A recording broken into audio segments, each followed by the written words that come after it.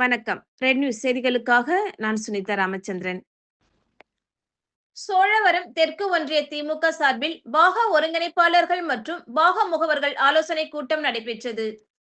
சென்னை வடகிழக்கு மாவட்டம் சோழவரம் தெற்கு ஒன்றிய திமுக சார்பில் பாக ஒருங்கிணைப்பாளர்கள் மற்றும் PLA2, PLC, PTA, PYA ஆகிய தேர்தல் பணி நிர்வாகிகளுக்கு ஆலோசனை கூட்டம் பாடியநல்லூர் அங்காள ஈஸ்வரி திருமண மண்டபத்தில் நடைபெற்றது.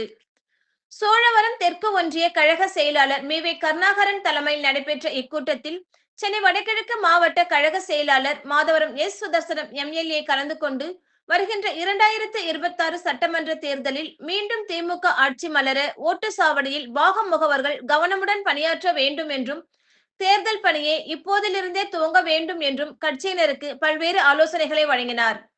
மேலும் இக்கூட்டத்தில் பாக ஒருங்கிணைப்பாளர்களை அறிமுகப்படுத்தி தேர்தலில் களப்பணியாற்ற அறிவுறுத்தி பாக முகவர்கள் நோட்டு புத்தகங்களை வழங்கினார்.